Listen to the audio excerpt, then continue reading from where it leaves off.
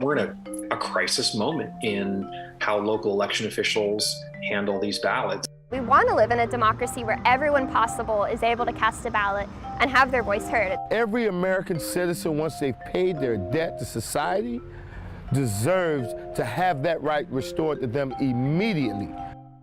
College students have the power to make that change. It's our responsibility as citizens to be informed, to do the things that we need to do to ensure that we keep the republic.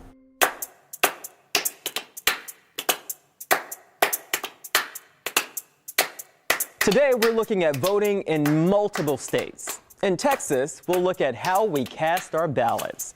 Are there other ways for governments to create fair and efficient ways to vote? In Michigan, sticker pride. After you cast your ballot, what's with the stickers? What's the real point? In Florida, we're dissecting automatic voter registration. It's happening in many states. Could it become more prevalent? In Virginia, we'll take a look at the push to get students registered to vote on a college campus. In America, voting is your right, unless it's taken away. For many convicted felons, it happens. At the age of 15, I lost my voting rights before I had them. In some states, if you're a felon, you can never vote again. In other states, everyone can vote unless you're currently in prison. Some states restore the rights of felons automatically after completing a sentence, but in other states, it's not quite as simple. We're unpacking it all. I'm Louis Bolden. This is Solutionaries.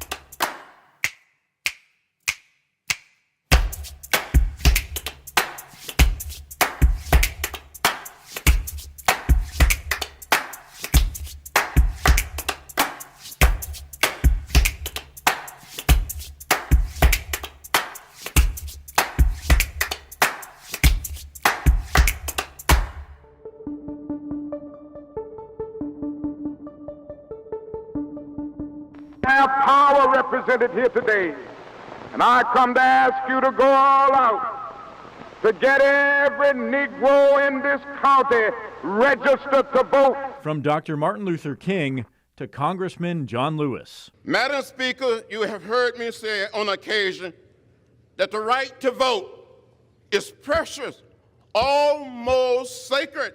The fight for voting rights has a strong history right here in Atlanta. We've had some of our greats, like John Lewis behind me, whose literal life was about making sure that everyone has access to the ballot, access to vote. If you see something that's not right, that's not just, you have an obligation to do something about it. And it's just as important today as ever before. Close elections, tight elections, Georgia has become a legitimate swing state where you never know which party is going to come out on top. This day and age, are we still having problems with people being registered to vote? Oh, absolutely. Absolutely. We have issues with maintaining accurate voter rolls and getting every eligible voter on the rolls. Fundamental to voting rights is getting people on the voter rolls. We can throw a polling location on every corner, and if you're not on the voter rolls, you can't walk into that polling location and vote. The first step is to get on the voter rolls and to get registered. Which is where automatic voter registration, or AVR, makes a difference. Automatic voter registration started in 2016 in Georgia. It was done as an administrative decision. It was then Secretary of State Brian Kemp, the Attorney General's office, and the Department of Driver Services. They said, why don't we just start automatic voter registration? It'll perhaps prevent us from being sued and also result in more accurate voter registration lists because people will have their information verified. Here's how AVR works, at least here in Georgia. Say you go to get a driver's license. Well, if you are eligible, the state will automatically register you to vote, unless you specifically opt out. Same goes for if you are just moving here, or if you change addresses. The result? Voting is at an all-time high. Since 2016, the number of registered voters has jumped by 1 million to 7.7 million Georgians. And in the 2020 election, a record-breaking 66% of voters cast their ballots. The biggest growth among minorities, those in lower-income communities, and young people. So I'm James Wilson. I'm a student at Georgia State University. I'm Alex Ames. I'm a student at Georgia Tech. I'm Julian Fortuna. I'm a student at University of Georgia. What I see with AVR is that it gives people more confidence. They come in and they're not asking, am I registered to vote? Can you check my this? Can you check my that? They know they're registered to vote, and they come in more confident because of that. We want to live in a democracy where everyone possible is able to cast a ballot and have their voice heard. It's how we end up with representation that doesn't frustrate people and doesn't vote in ways that we're like, how did this happen? This isn't what people want. Because of AVR, we have a huge proportion of our population in Georgia registered to vote. And that does a lot of good, but unfortunately I don't think everyone wants to see that. There have been hiccups here, which caught the attention of the ACLU. Automatic voter registration was unfortunately removed in an administrative decision about a year ago. And for that year, we saw a significant drop-off in the number of folks in Georgia who were able to get registered and get their registrations updated. So unfortunately, here in Georgia, voter suppression is still very, very real. State leaders blame a software glitch on the Driver's Services website. They tell us now it's been fixed.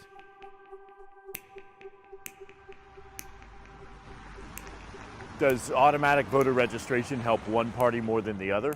It doesn't. It's just about your core ability to be on the voter rolls so that you can access your ballot and get your ballot counted. Regardless of what party you support, the primary way that Georgians have been able to get registered and to get their registrations updated has been automatic voter registration. 20 states and D.C. have approved AVR, saying it not only brings more voters, it catches duplicate registrations and saves taxpayers money. Automatic voter registration, no matter who you ask and what party, you'll get different views on it, but I don't think you can dispute that it has expanded voting opportunities and access and accuracy. What are the cons to AVR? When you look at the cons to having automatic voter registration, there's none. There's simply none. Any argument that could come up against automatic voter registration is not strong enough, because the point of the matter is everyone has the right to vote. One day, Georgia will be a better state. And that, activists say, is walking in the footsteps of giants.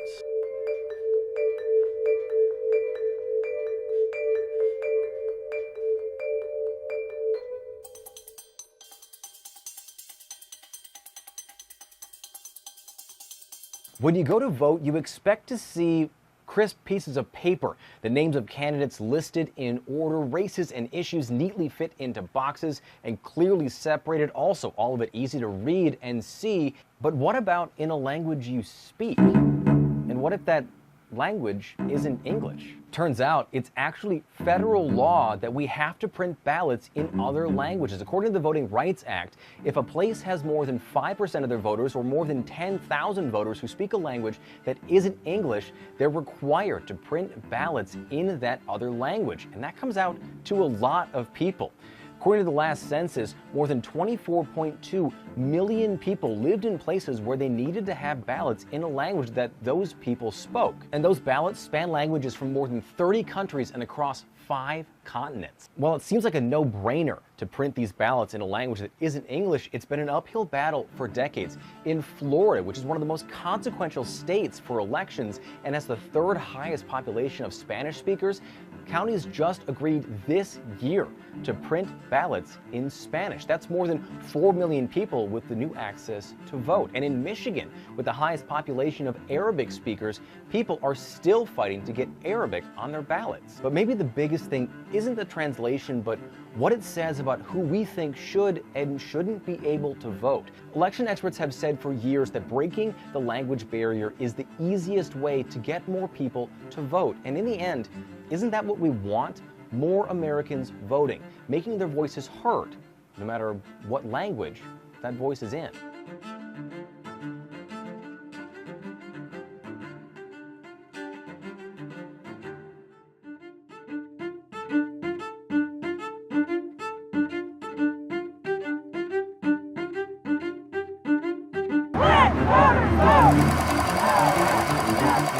Nationwide, we've had a lot of more discussion Elections and voting have become very politicized in a way that they just haven't been in a long time in America. Election officials should be working to stop potential mail ballot fraud.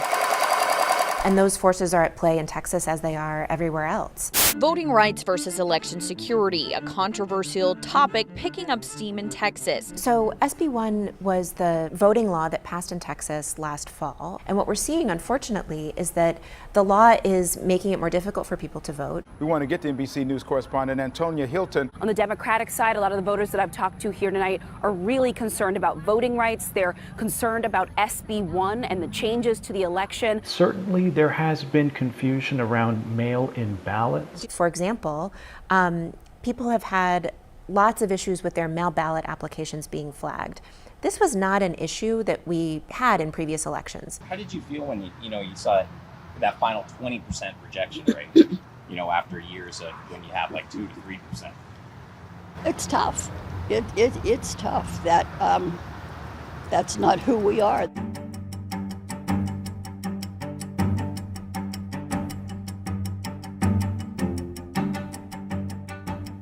So many people are having their ballots flagged because the new law imposes requirements. Mail ballot envelopes now need to have the voter's state ID number or the last four of their social on the outside of the envelope, in this spot under the flap. It's a spot some missed entirely. In particular, I spoke to older voters who were talking about challenges with mail-in voting now that the law required people to submit identification numbers that had to match what they sent in when they first registered to vote, which has proved to be very challenging. Hey, I just got this letter handed to me. This is from the Secretary of State John Scott, who says that the delay in Harris County voting, that the votes will not be tabulated by tomorrow.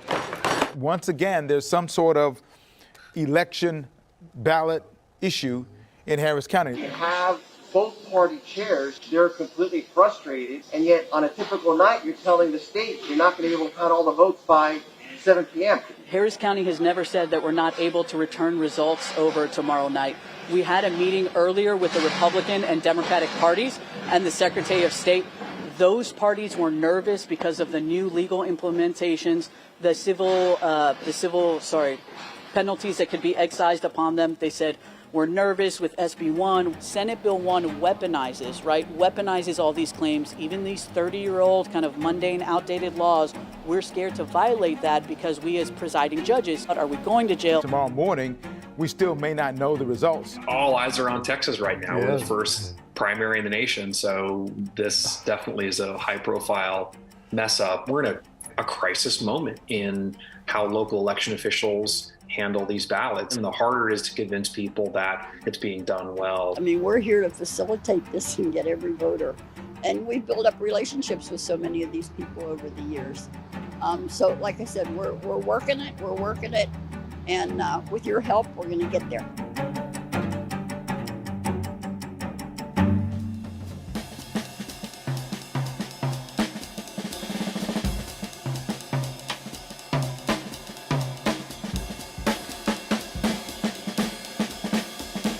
Just because you get convicted of a felon doesn't make you any less of a human being. I was young and pretty much just made some bad decisions. At the age of 15, I lost my voting rights before I had them. I think that we're still living in an era of Jim Crow, no matter how you put it. Every American citizen, once they've paid their debt to society, deserves to have that right restored to them immediately.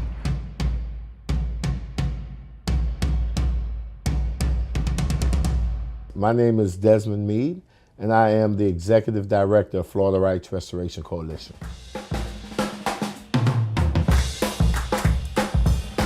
FRC is an organization led by directly impacted people, or people with previous felony convictions, as well as family members who have loved ones that have been impacted by the justice system.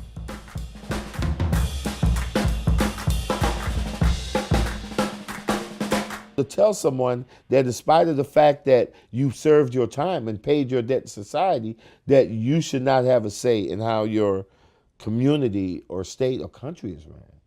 There was something wrong with that. It makes you feel like you're no longer an American. It sounds to me like they're trying to suppress convicted felons, which are human beings, just like you or him. And everybody's got a right. You know, you want to talk about a moment? You want to talk about my wife Sheena running for office. She ran for House District 46, right? Getting all excited about it. And weeks before the primary election, you know, and someone approached me and said, Desmond, I know you're excited that you're going to get the vote for your wife, right? And it was like they took a knife and just stuck it in the old wound and twisted it, reminding me, right, that I'm not even good enough to vote for my wife.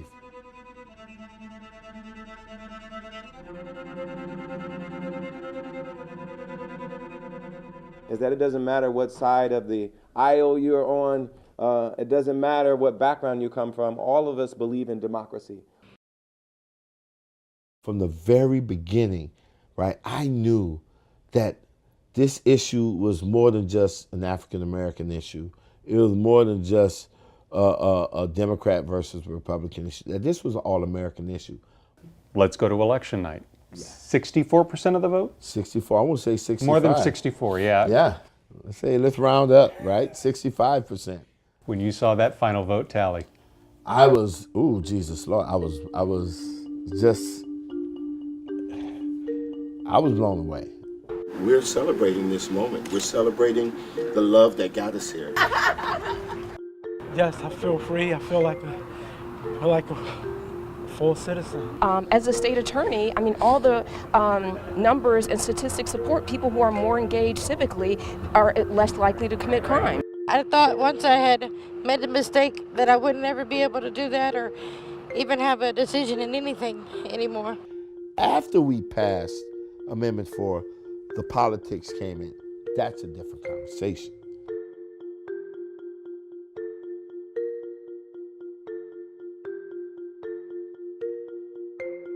We didn't believe that any American citizen should have to choose between putting food on their table or being able to vote, paying their rent or mortgage or being able to vote, right?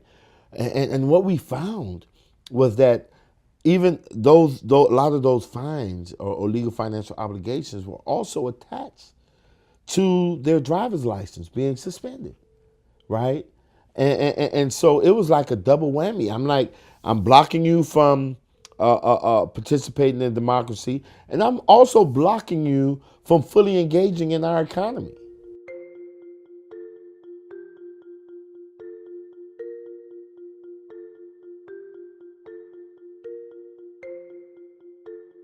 If I'm going out to register people to vote, I'm not trying to register more Democrats. I'm not trying to register more Republicans. You know what I'm trying to register?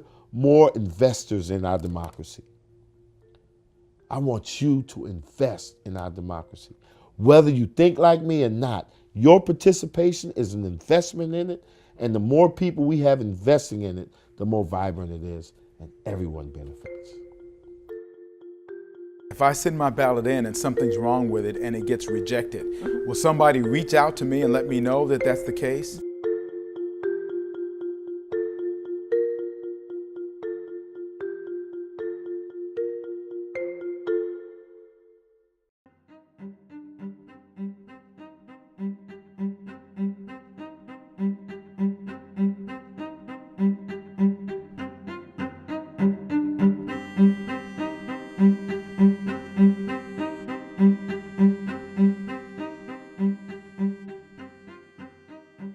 So let's get some questions answered about what voters should be aware of.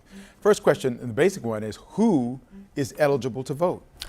Any United States citizen who's 18 years old in every state across the nation. In Texas in particular, you have to have resided in the county for 30 days and been a resident of Texas for 30 days and not be mentally incompetent. And you can actually be confined. You can register if you're in jail as long as you haven't been convicted of a felony. What do voters need to bring to the polls? Voters need to bring some form of identification to the polling place, and it would be a good idea to bring their voter's registration certificate that they get in the mail after they've registered to vote, because it has valuable information on it. What is the status now on how to get a mail-in ballot? Can everybody do that, or how does that work? Very specific rules for getting a vote by mail application. You need to be at least 65 years old, you're disabled, you're pregnant, and you're going to give birth within 3 weeks before the election or 3 weeks after, you're out of state during the entire election period, or if you're in jail, but you haven't been convicted. So many people are having their ballots flagged because the new law imposes requirements that people write on their application either their driver's license or their social security number, whichever they used to register to vote in the first place. So if you registered to vote 20 years ago in Harris County, if you registered to vote 18 months ago in Harris County, you may not remember whether you used your driver's license or your social security number. We're asking for both numbers because then we stand a better chance, depending on which one we have on file. The development of the ballot, when they redesigned, this is called a carrier envelope, and this is what makes everything work. The voter puts their ballot in the secrecy envelope, then they seal it, and as I said, for years, this has been the back of the ballot. Find the red X, and it says, sign over the flap. And that's for their protection, because then we can see if anybody's opened it. Sort of, they'll mess up their signature. And the voters have been doing this for years and years and years.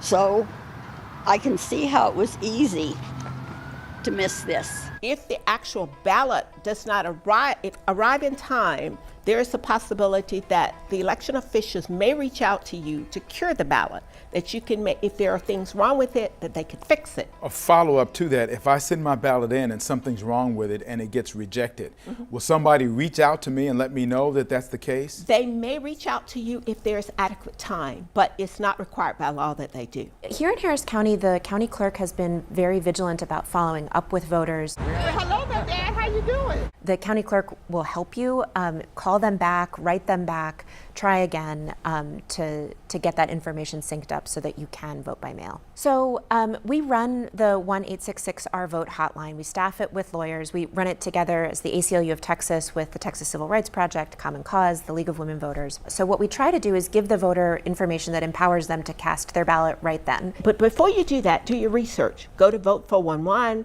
or the League of Women Voters Voters Guide webpage to find out who are the candidates on the ballot for your respective area so you can make a decision. Kind of like Benjamin Franklin said, ma'am, we created a republic if you can keep it.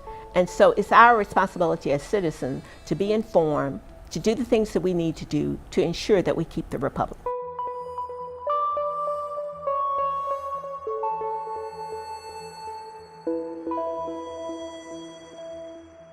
Disinformation definitely has led to deaths.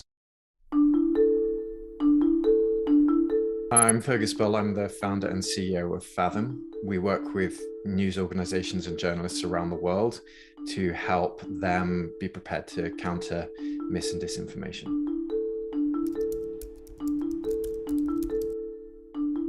Misinformation is something that is unintentionally shared or unintentionally put out there into the world. It could be something as simple as a mistake that someone has made that just ends up gaining some traction, or it could be something being misread or shared out of context.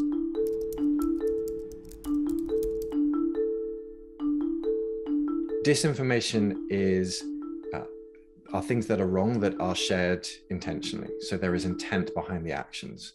And that's where you would see a disinformation campaign, something that is targeted by bad actors towards a certain group of people or towards a certain organization with a specific outcome in mind.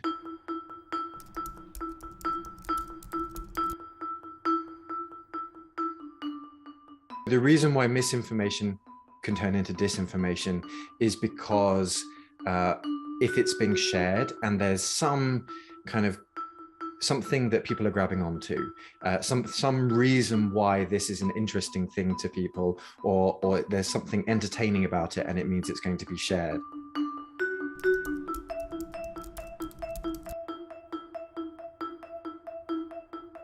Disinformation campaigns have been used to disrupt election processes all around the world. In 2016, it was used in the US. We know that there is evidence of that. We have found the social posts. They are designed to sow doubt, or they are designed to create situations where people are pitched against each other. It's got to be something that's a little bit more vague, that people can't quite latch onto to say whether this is true or not true. There's always a kernel of truth, or there's often a kernel of truth in a disinformation campaign, certainly in misinformation. It's because it helps with that spreading. If you are a regular person, you might think, well, I've heard that before, or yes, I remember that.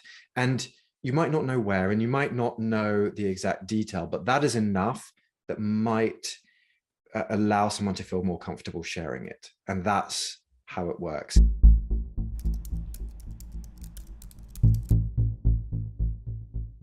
Disinformation definitely has led to deaths in many parts of the world. We've seen there's definitely cases in Asia where we've seen disinformation campaigns have led to lynchings of people. We've seen the same in Africa. We've also seen disinformation campaigns in other places in the world where we've seen democracy be disrupted. The intent there is to disrupt an election. So it's dangerous in terms of democracy. It's dangerous in terms of people's lives.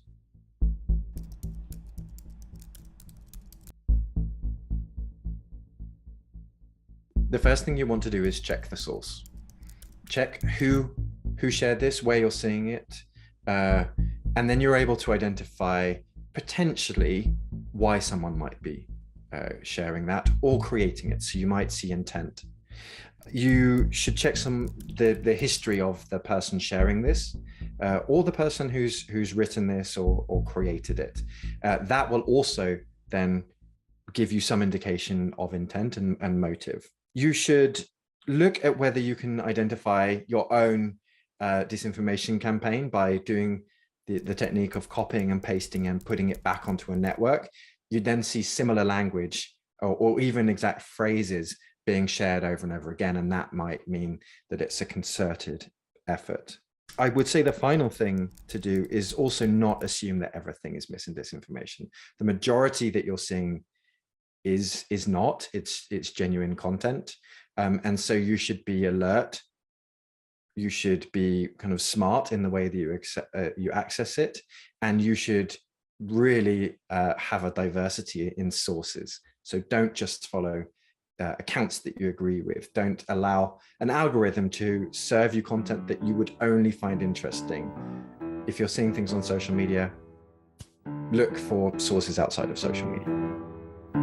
I know that college students have the power to make that change, and I know that students like that exist on every campus.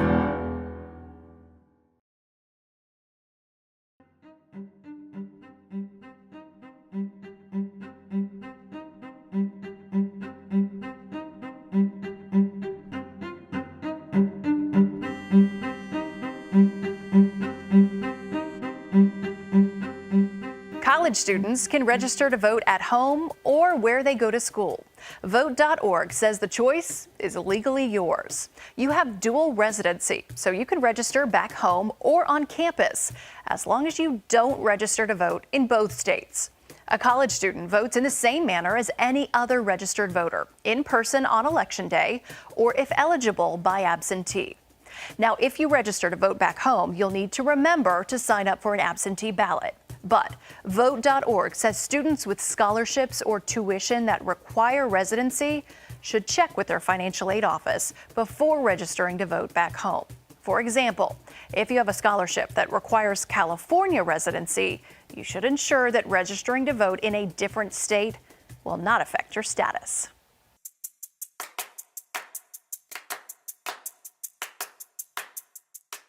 I did it, but I wasn't going to. Hey guys, can I pet your dog? Yes. What is this for? So I'm with VT Engage, which is the Center for Leadership and Service Learning, and basically we're doing some voter education today. It's great talking to you guys. My name is Maya Mehdi. I'm the director of Hokies Vote Caucus. If you use this QR code, you can put in your address and it will tell you what representatives are up for election. I've always been really passionate about voting rights specifically. Both my parents are Syrian immigrants, so I was always raised around this culture of, you know, how awesome democracy is and how it really is a beautiful thing to have your voice valued and to speak up and to empower the people around you. Do you have a second to talk about voting by any chance? Sure. College students have been at the forefront of political activism since forever. You know, UC Berkeley is a huge hub of political activity. It's where the disability rights movement started and where it continues to this day. And so I know that college students have the power to make that change. And I know that students like that exist on every campus. I'm Beth Obenchain. I'm a board member of the League of Women Voters of Montgomery County. So we're fortunate tonight to have Dr. Brandy Faulkner as our moderator. Thank you so much. Am I coming through okay? Is my sound good? But that's one of the purposes of our program tonight, is to have two women who've been on the Board of Supervisors and the City Council, who've been very active in local elected positions, to talk specifically about how they became involved. What's your first step before you sign up to run for Congress? The first political, feeling I ever had was in 4th grade. I do have a voice. I do have something to say. If you don't have a seat at the table, you might be on the menu for lunch. What we're trying to do is get our audience tonight and in the future to think about what are those first steps you can take locally to become involved, because that is so important. And of course, if they start to do that, then they will vote on the local elections and be, again, much more knowledgeable of issues. The voter turnout and the voter registration that's come from the Virginia Tech campus is incredible compared to other colleges. Why is that? I think you're seeing a group of students that are motivated. You know, we have Ut Prosim as the university motto, and so wanting to make social change in their communities and realizing that this is one of the ways that they're able to do that. I'm Jess Davis. I'm the Assistant Director for Leadership and Civic Engagement in VT Engage, the Center for Leadership and Service Learning. I think we're seeing a lot more divisiveness in society broadly. There's a lot of mis and disinformation that is out there, and so this allows students to come together, have a conversation about a topic, and really kind of walk away and think through, like, what does this mean for my community? Because we also know that solutions look different for every community, right? It's not going to be the same, and so how can we talk through what those look like for our community here? What are some of the limitations? What do you run into when you're trying to educate students on voting rights? Yeah, you know, I think probably the biggest limitation to students voting is really that time piece, right? And I don't think it's different for any other person too, right? But we know our college students are taking classes, they are holding part-time jobs, some of them might be full-time jobs, right? They have all these other things that are happening in their lives, and so carving out that time can sometimes be difficult, particularly when I think about our first-year voters, right? Like, there's nothing like going to the polling place on election day. You're going, you're getting your ballot, you fill it out, you get your sticker. I think it's a really exciting time, and so we're seeing a lot more of our students wanting to wait rather than do early voting options so that they can have that experience.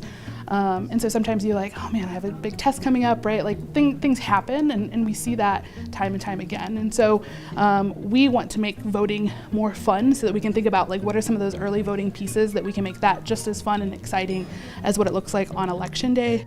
Registrars in Virginia in this area made it very hard for college students to vote. They only wanted them to vote where their parents lived. And so the biggest change we've seen is students can now choose. Do we want to vote on campus? Do we want to vote here? Or perhaps we know the candidates and the issues a little better in our hometown, whether it's Northern Virginia or Harrisonburg. So that's been a great improvement. And something unique to Virginia Tech is there's actually a voting precinct on campus. Yep. Talk to me about that. Since the 2016 election, they've been voting in the Squire Student Center. And so if students are registered to vote here on campus, they're able to use that precinct to vote. And so it's a pretty fun time. The entire ballroom is kind of decked out in people for the precinct to be able to cast their ballots. How were you able to get the whole campus to rally around this? Well, I mean, I think asking people to register to vote is a pretty easy thing to rally around. I think it's one of those rights that we have as a citizen that we want to exercise, but I think the important piece too is that we really have support from top down. It's really exciting and great to see a new generation kind of coming up and having that excitement. One of the things we want is for college students and younger voters to realize that they are a powerful bloc. If they just get together and register and believe that their vote matters, they could have a huge impact. I feel like voting is the first step, and then you can push people to really be activists and be the person to take that first step to make the change they want to see. So. They come in all shapes and sizes and quality. They've been around for decades, but why do we start using these little stickers and where do they come from?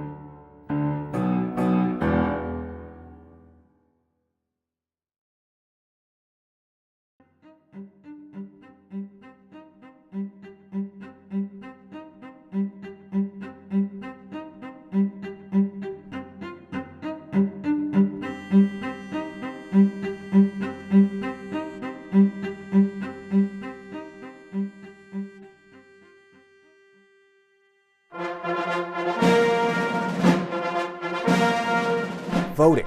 It's one of the most American things we do every 2 years. The peaceful transfer of power, democracy in action, the voices of the people heard in the solemn rite of civic duty. At no time before have voters faced a clearer choice. The right to vote and to have that vote counted is democracy's threshold liberty.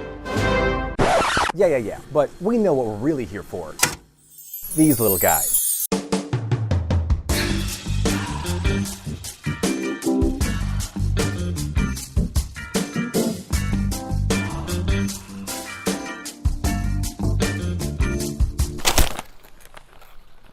Hey. Ooh. This is what we came for. Justin, you want to? Yeah. They're coveted. They're colorful. They come in all shapes and sizes and quality, and they're definitely a flex in an election selfie. They've been around for decades, but why do we start using these little stickers and where do they come from? Those little stickers actually have their roots in the 1800s, when voting wasn't a secret and cities and towns threw huge parties to get people to turn out. Eligible men would grow election beards or mustaches just to show off they were old enough to vote. It's your civic duty. One historian told Time magazine it was the state fair, the 4th of July, and Christmas Day all wrapped into one. The rule was you had to be a man of ordinary courage to vote, and that meant shouldering through crowds of raucous, drunken other voters who often came, early to and often the night before to stake out their claim. That's Donald Green, a political science professor at Columbia University. In 2016, he did a study looking at how reviving that same kind of festival atmosphere could make turnout higher. You would vote in public. You would typically vote with a colored ballot that will indicate the party of your choice. And you had to set it on the public ballot box to the boos and cheers of the people around you and then stick it in. And, up until to that point, you were being plied with whiskey from, one or both parties. Yeah, that's right. The I voted sticker of the 19th century was whiskey. The amount of booze that was consumed on Election Day was truly fabulous. And in New York City, for example, apparently 90% of the voting locations were in saloons in the 1860s, which was part of the reason why it was difficult for Victorian-era women to get the vote, because it was associated with drinking. But as the 1900s came and reformers of both the temperance movement and the progressives like President Teddy Roosevelt wanted to shift away from party machines and more towards elections about the issues, it had the side effect of turning elections into much more solemn days. By the 1920s, everyone, the Boy Scouts, civic leaders, everybody is bemoaning the fact that turnout has fallen from roughly 80% to under 50%. And things stayed pretty much the same until the 1980s, when we first see those little red and blue stickers. The first mention of one is in the Miami Herald in 1982. A few years later, the Phoenix Realtors Association started giving them out in Maricopa County. Then, in 1987, the election supply company Intab claims they started selling their iconic stickers, you know, the ones with the waving American flag on them. But do they really work? Does getting a sorta sticky piece of paper actually make people want to vote? You know, my sense is that they, in some sense, reward people who are already highly motivated to vote. And the hope is that as those people swagger around with their I voted sticker, other people will be similarly motivated. So in some sense, it all depends on whether they're walking around with their stickers proudly displayed. If it's a cold November and the sticker's on the sweater, but the overcoat is over the sweater, you know, it's a zero. Or is the answer to making elections fun again? You could have a festival on a weekend, you could have a concert, you could have a whatever. And, you know, the idea of bringing back brass bands, marching bands, school performances, you know, that was sort of a thing. But for now, these are, well, what we're stuck with. We'd like to hear what you think about the topic. Leave us a comment below. And be sure to subscribe to our Solutionaries channel. We're just getting started.